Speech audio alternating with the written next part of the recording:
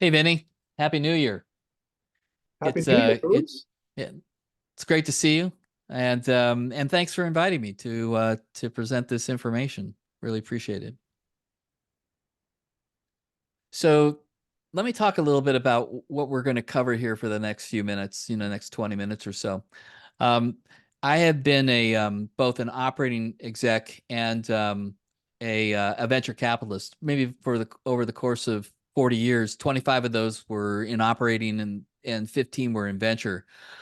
And one of the things that I realized in my operating roles, both as a head of product or head of marketing or head of a variety of different things that I did over the years, head of engineering, um, was that you could build great products, but that didn't mean that they would always be successful. And in fact, more often than not, they are not successful. Roughly 80% of all startups fail, and those are usually one product companies. And the success rate of products that are being launched from inside an existing company, roughly only about 60 or 70% of those products are successful. Successful means that they delivered what people thought they would, they returned investment the way that people thought they might, et cetera. And so I invested mostly in when I was on the venture side in companies that had an idea about a product, but really had no customers, no revenue. They might have had a dog, I don't know for sure, but but uh, but they were mostly just concepts that eventually became billion-dollar plus outcomes. I focused in the B2B space, but the concepts that I saw that were affecting most of these companies also affected B2C companies. And so, based upon working with some really great people like Larry Ellison at Oracle, I was at Oracle when it was just a startup, a small little company. At Siebel, we were a couple million when I started, a couple billion by the time we ended in a few years later. Um, but the concepts that I saw working and the things that didn't work, there seemed to be a common thread across that. I got disappointed in the venture community in my role as a venture capitalist, in that a lot of companies I saw were committing the same type of problem or committing the same type of errors, but but our team wouldn't really share with them why we wouldn't invest in them. I mean, they would say, "Hey, good stuff. Let's stay in contact with each other." And at the end, some of my partners would say, "We're never investing in that thing." And I said, "Well, why wouldn't we tell why wouldn't we tell the team what the issue is and what the problem is?" And they said, "Well, because they might be successful later on and we don't want to make them angry with us. We want an opportunity to invest later on." So based upon my background, both as an operator and then as an investor, I built a set of proxies for myself to make investments, things that had worked for me, ideas and concepts that worked for me. And when I went to go create with two other gentlemen a venture firm called Wildcat, one of the partners was Jeffrey Moore. And a lot of people are familiar with Jeff. His book, Crossing the Chasm, is probably the most infamous technology business book that's been written. And Jeff said, "Hey, these concepts that you have and the framework that you've created for yourself, we really need to share these things. This is really important stuff. Why don't we share them and we'll use them as a foundational way to show what we're doing at Wildcat, which is different than virtually every other venture capital firm out there. And since we're new, a startup per se, we needed to differentiate ourselves." So I actually wrote a book that incorporated all these proxies, these concepts that I had developed for my own personal use or for our use in these venture firms. And I created it as a prescriptive guide that is a how-to guide, not just here's what companies did. Gee, great. I wanted it so that way you could read the book and go, "Oh, here's where I am. This is what I need to do, and here's how I need to do it." So that way people, investors and entrepreneurs could employ the same type of techniques. So what I want to cover is, well, what is this thing? What did you create, Bruce? What is this stuff that we might be able to use? And in fact, I'm teaching these concepts. I've done it in the past at schools like Chicago, at the Booth School, Harvard, at a variety of others, and in a couple of weeks I'll be teaching with someone else these principles at Stanford. So I think that they're relevant today. I think they're universal in terms of truth. It doesn't matter whether you're working on a generative AI product or you're working on a hardware product or a new medical device. This framework and this concept is, I think, applicable to everybody. And so I'll cover it, in some depth here. And if you want, at some point, you can go back and read the book, and which covers it in more detail. And I'll also give you some other resources you can use if you find this to be of value. So first, just recognize that a lot of work has been done and verified that a lot of startups fail. In fact, 50%. So if you look at the best startups, the best is venture backed, and that may be a point of differentiation. But in every single round that's raised, virtually only 50% of the companies, the startups that had raised money previously, are able to raise a subsequent round. And so this is actually through multiple. Here I have it out through round 10, showing that roughly 50% fail between the round that they raised and then the next round that they tried to raise. And if you take a look at Professor Ghosh at HBS, who's commented on this and teaches these types of studies in entrepreneurship, he would say that, virtually 95% of all venture-backed companies end up failing either to return on the original vision or whatever it is, they fail. And I think everybody understands these intuitively. It's not a very particularly attractive statistic, so we don't like to spend a lot of time on it, but it's the truth. And so how do we avoid that? If we take a look at existing companies also, a lot of new products that are being introduced from a company that has multiple products already in market, a lot of those products end up failing too. And so the primary reason, which is applicable across all these industries, all these types of companies, startups or otherwise, the fundamental reason for failure is no market need. Others are ad hoc methodologies. It's hard to go to a school where you can learn professional product management. I think Carnegie Mellon might have an MA program on it, but most others don't. Bad product analytics, a lot of reasons. Okay, so Bruce, that's a great point. There's so many tools for project managers. There are very few for product managers, aren't there? I mean, CPG companies have brand management disciplines, but technology product, that's a great point you're making. There isn't much out there.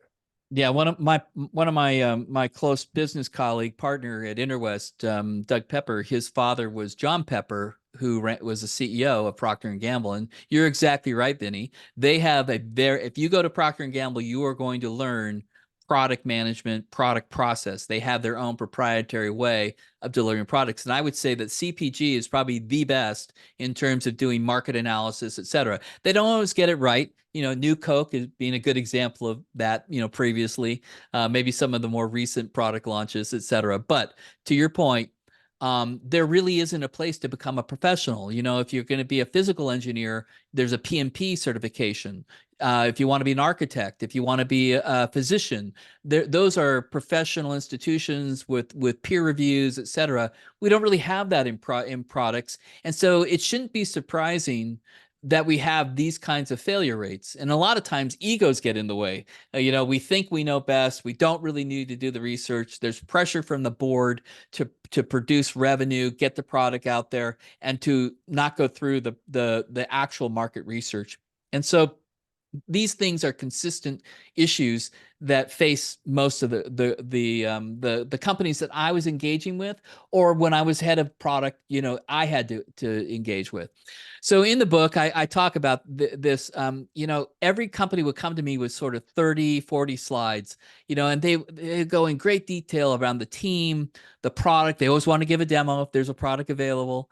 They always want to talk about a total addressable market, et cetera. And then they would show a financial slide, and it would usually be this great hockey stick from today with, very minimal revenue to somehow some great amount of revenue.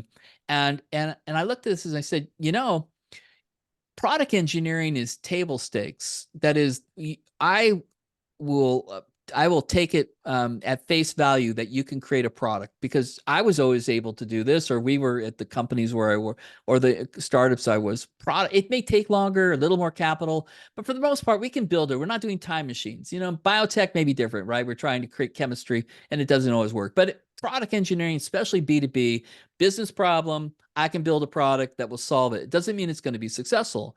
So what I learned is that it really isn't around product engineering that differentiates winners from not winners. What really differentiates it is really what I call a term called market engineering, which is we need to be able to engineer the market in order to establish ourselves as the market leader and for people to listen to us and buy our products. Well, what's in market engineering? Well, it's thought leadership, category creation, messaging, positioning, and storytelling. Those are the 5 tenets of market engineering, the term I came up with in my book. And so I would always talk to the team. I said, you've given me 30 slides, let's say. The 29th slide was this financial slide, and all you show is a hockey stick. And I said, you were able to go in great detail about the product you're going to build. Tell me about the market you're going to engineer, because that's going to end up costing more than what it takes to build the product. And so I called this slide 29 off of this famous Sidney Harris cartoon, which is basically you got a bunch of math, then a miracle occurs to then make other math work. I thought this was exactly right. So what miracle is going to occur that goes from you building the product to you having $1 billion plus company as an outcome? And typically most of the startups I work with or started to work with didn't really have great answers to this. They didn't really understand around those 5 tenets about what was really going to help them become an established market leader. So I felt like there's a missing link between 3 phases that all companies, all products have to go through. There's the go-to-product phase, which is what is it? What is it going to have? The go-to-market phase, which is how we're going to bring it to market, and then the go-to-scale phase. And a lot of work's been done on the go-to-product and go-to-scale. So Steve Blank, for example, The Startup Owner's Manual, great book. Eric Ries with Lean Launchpad, good stuff for go-to-product. Jeffrey Moore, like with Crossing the Chasm, excellent book. And there's other books that he's written, Zone to Win, and a variety of others. And McKinsey will help you in the go-to-scale phase, no problem. In the go-to-product phase, again, lots of help. But in the go-to-market phase, it's basically been myth and lore. It's up to the company. Typically, they get venture capital, or you're a new product and the CFO says, here's some capital to go to market with. And then you build an SDR, a sales development representative team. You do a bunch of outbound cold email and cold ads, and you wonder why nothing great is happening. Terrible response rates, terrible conversion rates. And and then people get nervous, and this is where everything kind of comes to a screeching halt. And so most of the companies that fail in this go-to-market phase. And so I thought that I was doing really well in this phase. A lot of times the companies I invested in had no product, they had no revenue, they had no customers. And so why was I doing well with these proxies I had developed when other amazingly smart venture firms, they were struggling, didn't have great rates either, except if you could only invest in the go to scale phase. Well, the companies that primarily do go to scale, the venture firms, have well-known brands, and they just avoid the carnage that happens in these earlier phases. Not a bad strategy. Use your brand to make sure others vet the rest out, and then walk in with your great brand. Sequoia, for example, say, we'll back you. And they certainly do very early stage stuff. So I don't want to diminish that. But for the most part, I'm giving you a pretty good general view of what happens in the venture industry. Invest in de-risk Correct. Right. Yeah. So I had developed my own these proxies and a way to think about the go-to-product, go-to-market, and go-to-scale phase. And I decided to use terminology that everybody pretty much now understands, called minimum viable product. I have a different definition for it, but basically it's the idea we're ready now with our product to really begin to sell this thing, and to learn from it. I decided to adapt or to use that minimum viable concept with several other what I would call value inflection points. And that is, if you can reach a value inflection point, you have demonstrated something. You've built something, you've sold something, you've done something to improve the success of the outcome of the product offering and reduce risk for an investor. And so these value inflection points of minimum viable category, which is the definition of a category, a new category, you don't want to enter into an existing category because the market leader in that category defines the terms under which competition is made. Another thing called initial product release. Okay, great. We have our alpha or our beta we can begin to get feedback on. Minimum viable product, a point that we all kind of recognize is that every company talks about. Then something called minimum viable repeatability, which is I've hired more people, I've built multiple versions of the product, I've delivered the product. I'm beginning to move from being a PowerPoint company to being a spreadsheet company. That is, I know if I say this, I demo that, I provide this kind of a contract, that there's a specified amount of time and a number of different companies that will convert from being just a contact into being a customer. And so minimum viable repeatability is an important point in time, and a point in time which a lot of venture firms will invest at that point, but not before. And then finally, okay, all this is beginning to work, and now I need to scale this thing. That's minimum viable traction. Okay, it's time to really bring in the full resources into the company and to get it funded. And a lot of venture firms will fund you if you can reach that point. But you have to be able to do it within a certain amount of time. And that's my research that I did, a couple hundred companies. And we found out that you don't get forever to do all this stuff. In fact, when you declare MVP, you are now on the clock. And I'll show you what I mean by that from the venture community, which says, okay, you need to achieve these different inflection points, revenue, product, et cetera, within a certain amount of time, or you're not very interesting to us. And I'll show you the data on that in just a second. So this is the framework. It's just a way to have common language between the investors, the executive team, not really with customers, but between the investors and the executive team. It's an easy way to hold ourselves accountable for, you are here or we are here. What do we need to do next? And the way that I wrote the book when they limit the amount of time you're given to go from one phase to another, is that because they're afraid competition is going to catch up? Or is it because their own financial metrics say this is not moving quick enough? Yeah, it becomes less interesting. Venture is about big hits, and so they need to see, are you on the big hit path or are you on the small hit path? And so a lot of times the idea is it's portfolio. So they're weeding out the ones they think that are sucking up capital and taking a lot amount of time to then move that into companies that are not, they may be sucking up capital, but they're also generating huge financial opportunities. I also created underneath this, and I'm thinking for the new book that I may write, I'll draw this differently. But what I said is that from ideation, your initial thought, all the way into perpetuity, for example, there's really 4 pillars that gird this framework: product, revenue, team, and systems. Product is, what is the product going to be? The people involved in that. Revenue metrics, team, and systems. And each one of these pillars takes a different point of prominence predicated upon where you are on the traction gap framework. Are you at initial product release, or are you at minimum viable traction? At IPR, it's usually product and team that are the most important things. As you move into the go-to-market phase, MVR, revenue becomes critically important. And then to go into minimum viable traction, which is scaling, systems become important. Maybe you run the company on QuickBooks. Now you got to move to NetSuite, right? That's where systems let you begin to scale the company.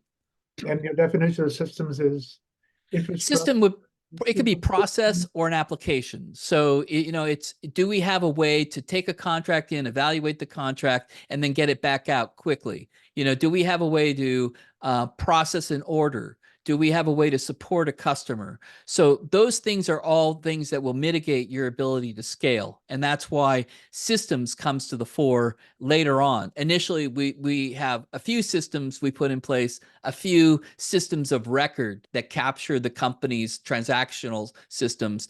But over time, it moves to these more formal systems. And I would argue today with AI, we're looking at systems of intelligence. They're not just ways to capture records. They also they give us information about what we should do, what we should focus on, et cetera. And so this whole concept of AI-based systems of intelligence becomes critically important in today's types of startups. Where would you put ecosystem? Part of team or part of infrastructure? Let's see. In terms of phase, I think I would put it into the go-to-market phase. And in terms of pillar, in terms of importance, team. I would say they become an important part of your team. So that's where I would place partnering, which is critically important. Most startups don't do a good job of it. It's usually paper partnerships. They're not really partnerships based on revenue-based projections, et cetera. And that's why most of them don't work well. I built that program. If you, In you know, you fairness, in fairness, most of the big firms consider startups a nuisance, right? So it's not like they're exactly welcoming. So Yeah, but I would say it's probably one of the fundamental reasons why at Siebel we were able to go from a couple million to a couple billion is because absolutely, of, yeah. absolutely. And I was fortunate Tom gave me permission to build the program for that. There's a great Harvard business case on it called Partnering for Success that you can order from HBS. And it talks about how we built that program. I designed it for SIs. You need to build your partner program based upon deficiencies in as things that will compromise your ability to scale. It may not be SIs. It could be something entirely Oh, different. I did some work with SAP last year. It's amazing how the definition of the ecosystem has grown to other ISVs, hyperscalers, strategy consulting firms, McKinsey's, and so on. Every one of them influences different aspects. So yeah, Absolutely. I SIs, think SIs are still very important, but not the only player, right? The absolutely. And startups would do well to stand up. What Tom Siebel would say, stand on the shoulders of giants. Use the legitimacy and credibility of a company that is notable, and capable to build your own legitimacy and credibility. And startups really need to do that. Otherwise, it take a long, long time to generate a market leadership position and your brand. Brand is do not conflate the two. A category is a playing field. A brand is the team that's on the field. So, you need to be able to understand the difference because you got to build the category, the stadium and the field to play on, and then install yourself as the team, that is the recognized notable market leader. Okay.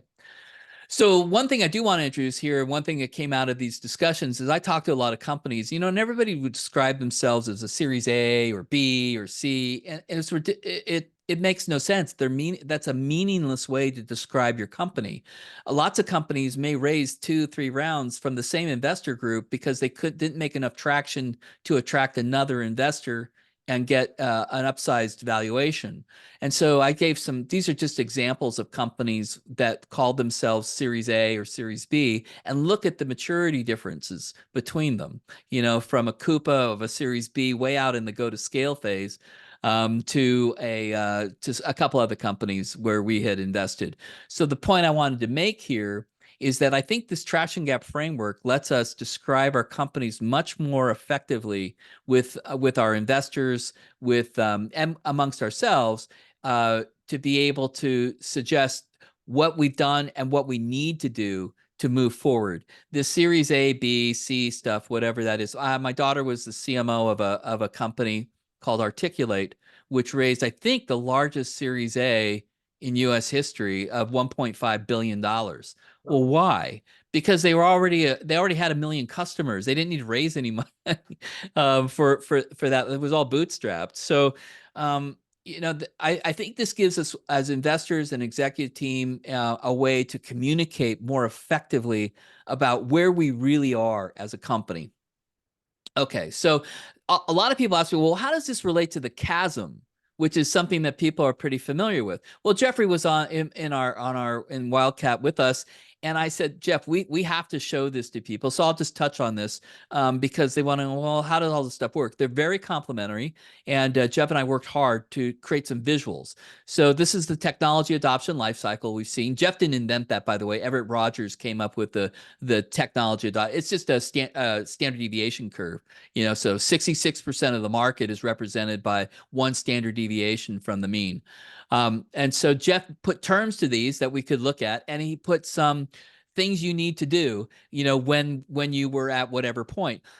And then he introduced this notion of a chasm, which is, hey, you got to get from where people believe what you believe. They're the early visionaries in the market to the mass majority of the market. And he said there's a chasm. You need references. People don't want to buy brand new stuff from startups that they've never heard of before because they're worried about destroying their career, especially large companies.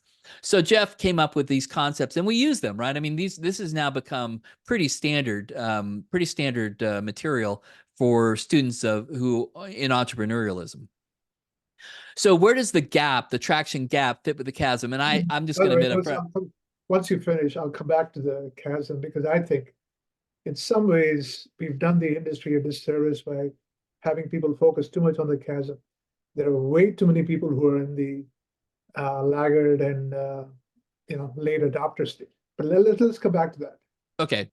Well, I felt compelled because everybody knew Absolutely, that. absolutely. And so I said, let's line this up. I said, yours is about size of markets. That's why the area under the curve, some kind of is represented by this technology adoption life cycle. I said, mine's about chronology.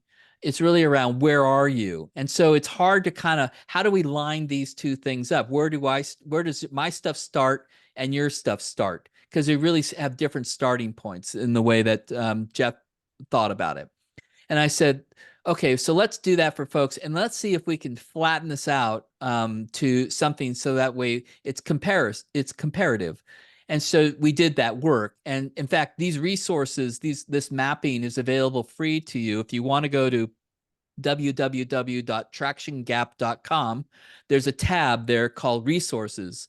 You can download these infographics, and all the metrics that I put in the book have all been extracted and put into these infographics that you can use as references for your own company, whether you're a large company or not. And you can use this infographic as well, just to create a common vernacular and a way to communicate between yourselves, whether it's between yourselves or between yourselves and your investors. So I did this work with Jeff. Send me the link and I'll embed the link. Okay. So you can directly go there. But I thought it was critically important for me to show this. This must have been One thing how many months does this take you to do? This looks like a lot of work. It took me, well, one, it took me almost 40 years to get the knowledge to do it. It took me a couple of years to do all the interviews, the qualitative and quantitative assessments, to document it all.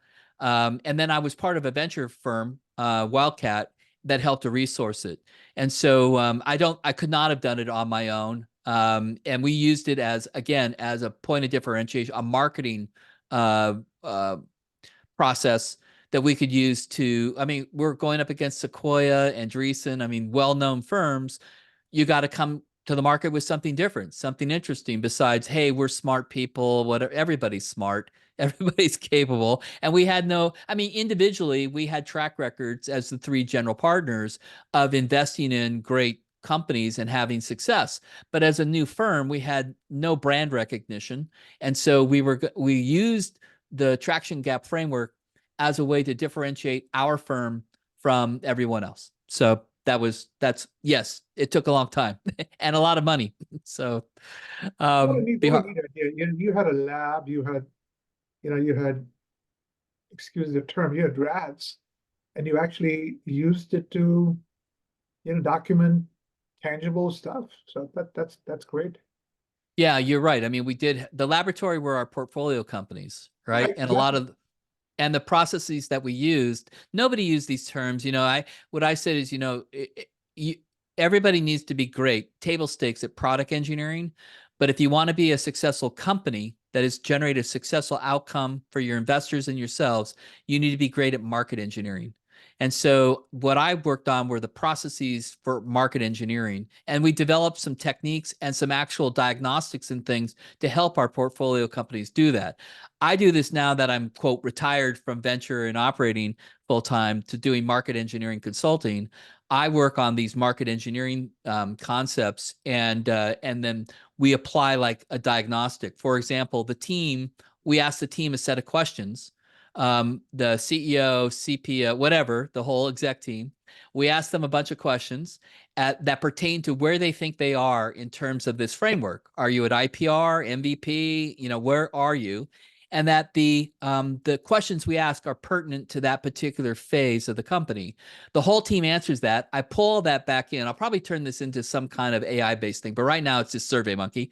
And I generate an Excel heat map out of it that shows divergence of opinions. And we spend time with the team saying, well, the CEO thinks X and the CPO thinks Y. More importantly, the CRO thinks this is crazy. We're not.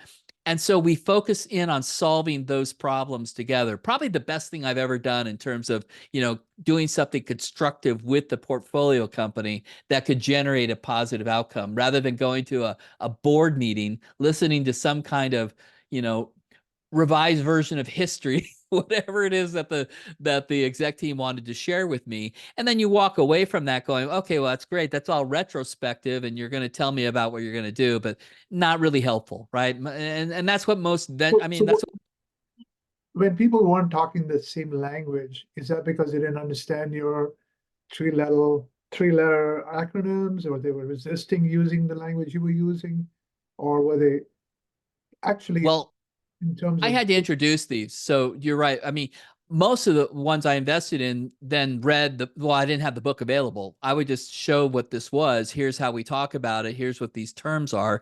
And so we did have, and it only takes 30 minutes before people get it. I mean, it's really easy to absorb this information. So I didn't have to really convince many people about the viability of this process. The biggest group that I had to convince were limited partners. And the limited partners said, they went, aren't other venture investors in your deals? And I go, yeah. It goes, why are they going to adopt your framework, your competitor? And they're not wrong. They're not wrong. But the truth is, the reason they should is because it gives us a far faster way to communicate what the heck is going on. And I would argue a way to communicate with the limited partners, because now I'm not telling them, oh, they're a Series B company. Okay, big deal. No, their initial product release. Oh, now I know exactly where they are. So yeah, I'd say the limited partners were our biggest skeptics in terms of us using this as a differentiator for the firm. I never had a problem with the entrepreneurs. I think everybody grokked all this stuff pretty rapidly. And then if they read the book, once I produced it, I think the feedback, and you can look at the reviews, the feedback is prescriptive, made it really simple to understand. It's a how-to guide. It's not just hey, some company did X, aren't they great? No, you're here. You need to focus on, this is what you need to do at this moment in time. And here's some techniques you can use that I've used successfully. And I personally did this when I returned to an operating role for Tom Siebel to prepare the company for an IPO. Tom said, hey, I want to engineer a category. See, I didn't have to convince Tom that we needed to engineer a category, because I want to create one called enterprise AI. At the first, there was nobody using that term. We went out, we evaluated, well, how many were, and then we held ourselves accountable every week of producing a report. How much was that term going up?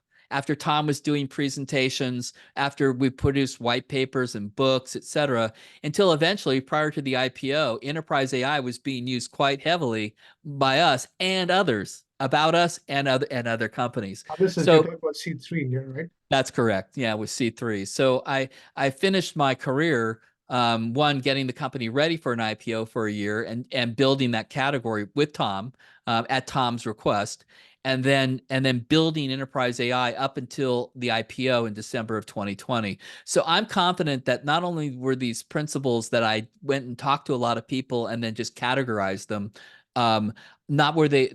I'm confident that they are accurate, they are critical, and that I was personally able to use my own recipes to engineer an outcome. I couldn't. I mean, obviously Tom Siebel's Tom Siebel, but he gave me the latitude and the ability to be able to actually use these. Bruce, you should have trademarked the term, because what I'm seeing with enterprise companies is they realize they can't just talk about generative AI. They're going to talk about predictive. They're going to talk about other forms of AI, right? And so they're finding enterprise AI as a nice moniker to cover all their different offerings. So Good point. You deserve credit. Yeah. Yeah. So, Tom would never describe himself as a market engineer, but I remember the first board meeting when I came back out of venture and joined as a chief marketing officer. You know, I've done many things for Tom, but that was the role Tom wanted me to do at C3AI. And on our board, Condoleezza Rice. I mean, take a look at the board of C3AI. I mean, it's a who's who board, and quite intimidating, right? To stand up in front of these very famous, very capable people who've built, Jim Snobby at SAP who's on the board. I mean, pretty incredible people. And so I said, Tom would never define it this way, but I said, my job, I think, is to engineer a market for C3AI and to engineer this category. And that Tom would never describe himself as a market engineer, but in fact, he's a lot of things, but he's also a phenomenal market engineer. And I would put everybody who's built a Mark Benioff, a Scott McNeely, name your favorite winning company. And they were, a lot of them, able to engineer a market where no market existed. Maybe in the consumer space, maybe Uber, would be a good example of engineering a market. Had to build, a lot of stuff to make that work. It wasn't just technology. They also had to convert people to thinking about the problem differently. So how do you apply this stuff? Because, okay, that's great, Bruce, in theory, but can I use this thing? Well, how do I use it? Well, I told you earlier that there's a certain amount of time. These are not my timeframes. They're the timeframes that venture and startups have experienced. This is basically, you get about 2.5 to 3 years to go through this initial go-to-market phase. And the go-to-market phase is from minimum viable product through MVR. You get 1.5 to 2 years, and another year to get to MVT. And if you're a SaaS-based company, there's revenue tied to that. That is, well, how much revenue were you able to generate in that amount of time? The other things are the other elements underneath that are not initially looked at from a venture community, but this is where you will attract interest. If you can go through this phase in this amount of time, and I'll show you what the revenue numbers are, then you will generate interest from the venture community at large. So these are the numbers, not my numbers. They're the data. These are fact-based numbers. So I start with, okay, at MVP, you got 0 revenue. And that's not always true, but it's pretty true. So you get a year to get to $1 million in annual recurring revenue. You get another half a year to reach 2 million, which is just around MVR, and then another year to get to 6 million of ARR. So this is the revenue trajectory that your company as a SaaS company needs to achieve. Now, if you're a B2C company, there's different metrics. It would be daily active usage rates or monthly active usage rates. And there's other elements, and I didn't do B2C because that's not the business that I was in. If I do a new edition of the book, I'll add in a chapter or two on these numbers as they equate for B2C. But and if you're hardware, and it turns out this is roughly the same amount of time frame, maybe slightly different in terms of the revenue and how it's expressed. Whether it's, it may not be recurring, it might be just pure revenue, whatever. It still kind of is in más o menos in this same amount of time. So if we take that, we say, okay, well, that's great. Well, how does that play out in let's say a SaaS company? Well, let's pretend your average contract value is about 60K ACV. So, 12 months, 5K a month. That's your average. That's not always the case. Again, I'm giving a very homogenized view of what this works out to be. Let's say you have a really good customer acquisition cost ratio. That is, for every $1 of sales and marketing, you're generating $1 of revenue. You are not going to be good at this initially. Almost no one is generating a CAC of 1 at this stage of a company. Most it takes $3 to generate $1 of revenue. But let's just say you are good. Our target, based upon the data I showed before, is we need to get to this $2 million of ARR in 1.5 and 2 years from this minimum viable product. The one thing you have control over as a startup is when you declare MVP. And I caution companies not to declare MVP too early. Wait till you are really confident that you have an MVP, because you go on the clock from the venture community, which is, okay, you declared MVP here. I want to see $1 million of revenue within that first year. If I don't see that, you know, we'll talk later. So that's why I put this in here. And then your minimum buy repeatability, as I said, it's about 2 million of AR, 60K per customer. And so we generate the following math. This is very simplistic. I'm just trying to make it easy to grok. So we need about 33 customers. And so we said, well, our CAC ratio was 1-to-1. So to get that 2 million, I had to spend 2 million. I had to spend 2 million. So I need that for just my sales and marketing. But that's only 50% of the company. I got to carry R&D, GA, all these other things, and that's another 50%. So typically what we'll find in that first legitimate round, that real Series A round, a lot of companies are trying to raise around $4 to $5 million. Well, this is why. They don't create the math this way, but the math works out this way for the reasons that I suggested before. And so this is how you can begin to apply this to your company and begin to figure out, all right, what do I need to do? How do I need to do it? And why do I need to do it? Okay, so this is how the venture capitalists score you. So this is how you are going to, when you declare MVP, how our firm's going to look at you. So I created my own. I did this independently of all the interviews. And what I discovered is that from when you describe MVP, the first year you got to generate 1 million, then 3, then 10, 25, and 50. This is the growth curve, the revenue growth curve.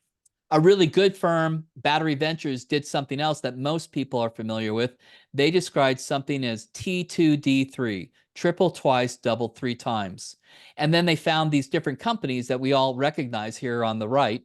And they compared this triple twice, this T2D3 against companies that had done as well or worse around these numbers. And T2D3 is just the median of these revenue growth rates from these companies. The difference between their model and mine is that I started MVP. They actually start at 2 million in revenue. So that's the difference in the phase. In other words, it's just phase shifted over to 2 million. So both are applicable. Both are based upon the same data set. Mine just begins at MVP to give earlier stage startups a better understanding of what they need to do. But Battery is a really good firm. They have a bunch of content that you can look at that talks about these things. Bessemer also really good firm for metrics. Bessemer built a reputation around SaaS metrics, hasn't it? Yeah, and they've done a phenomenal job to help shape the industry. I would argue that, Salesforce didn't invent CRM. What they invented was cloud computing and SaaS as a legitimate business model. And I think Bessemer is the one that really kind of sat there and said, "Hey, this is pretty good stuff. Let's see if we can deconstruct it into some targets that people can build their companies off of." Okay, so basically that's it. So the traction gap framework is just a common language. And This is fantastic. Thank you so much. you bet. And so it's always a pleasure talking with you, and I always enjoy reading your very thoughtful articles. Well, I think somebody has to piss somebody off, right? For sure. That's a job of a good market analyst, is not just to pander, but to challenge. So Absolutely. thank you very much. All right. And Happy Thank New you. Year. All right.